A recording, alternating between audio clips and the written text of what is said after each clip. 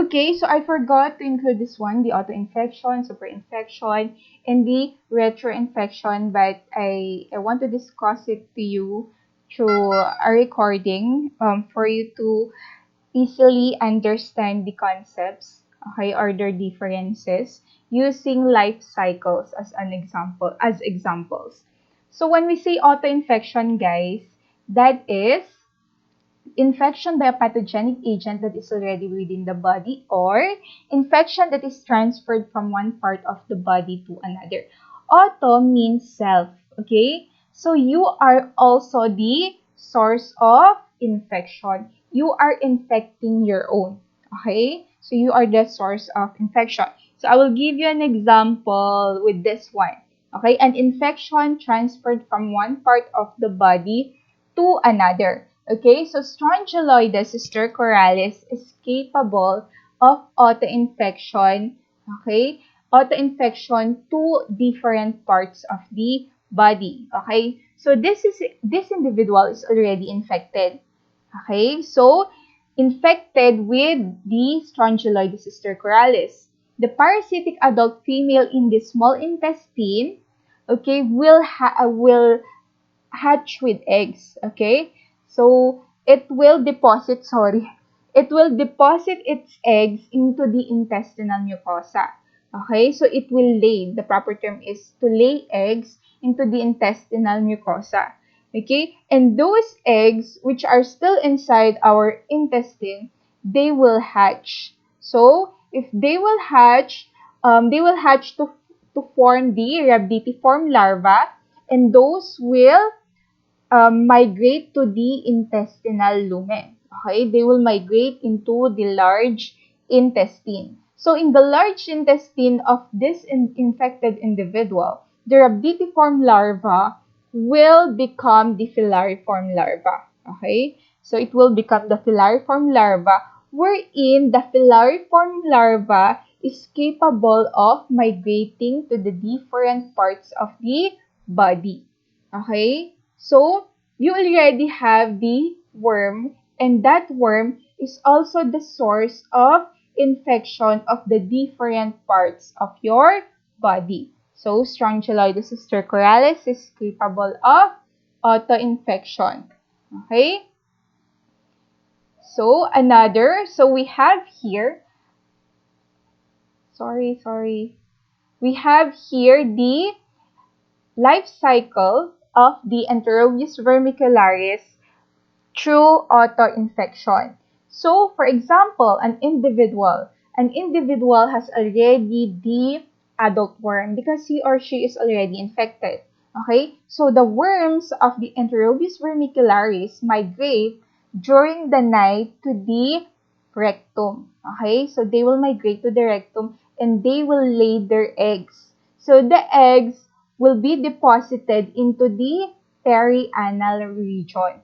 Okay, that's why for some this is a common parasite for children. Okay, to the children. That's why I don't know if you have experienced it, but this is a sign of this one is the itchiness that is felt in the perianal region. Okay, so that is for children. That's why what they do is that they scratch it. Okay, so they scratch it. And in case that infected child who scratched his perianal area, okay, wherein his hands were infected by the eggs of the Enterobius vermicularis, and if he or she accidentally, okay, accidentally ingested this one because of biting of the nails or biting of the hands without washing it, okay, especially if that is a habit. So there's a possibility that that individual will then again ingest the infective stage of the Enterobius vermicularis. So if he or she ingested the Enterobius vermicularis, so the larvae or the egg will hatch into this intestine again, and while he is already infected with Enterobius vermicularis, he will then have another way of infecting himself. Okay, so the source is he himself. infecting himself again. That's why that is termed as autoinfection. So I hope that is clear. How about for superinfection? When we say superinfection, this is a reinfection of the same genus of a parasite. Same genus but different species. Because if you are infected with same genus and same species again, especially if that is from your body, then that is autoinfection. Okay, for example, same genus, Fasciola hepatica. Okay, if you are already infected, if an individual is already infected with Fasciola hepatica, and then he again will be infected with Fasciola gigantica, we term that as superinfection. You are infected with different kinds of parasites belonging to the same genus. Okay? So, another example of superinfection is what else? Wait lang, mangangalkal lang muna ako. Schistosoma. Okay? So, for example, schistosoma parasite, the individual is already infected with schistosoma hematobium. Okay? And then he or she is again infected with schistosoma mansoni. So, that is superinfection. Okay? Gusto niya lahat kunin ng same genus. Okay? So, more than one infection of the same genus. That is superinfection. When we say retroinfection, that is, retro stands for backward. Therefore, it means backward infection. So, the migration of a newly hatched larvae from the anal skin back into the rectum. Okay? So, for question number 3, okay, never mind. Since late naman na, just answer question number 1, 2, 4, and 5. Okay? So we have here, it's very obvious that this is the life cycle of Enterobius vermicularis, right? So let's not include the third question. So we have here a retroinfection. Okay, so this is the life cycle. So I'll just use this as a basis. For example, the gravid worm will travel into the perianal region and it will lay eggs there and the eggs will hatch. Okay?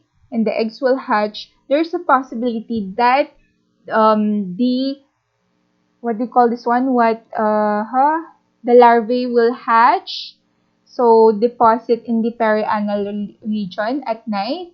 So if the eggs hatch while they are in the perianal area, there is a possibility that they can migrate back inside the small intestine. Okay? So, that is for retroinfection. That is backward from perianal area because the eggs have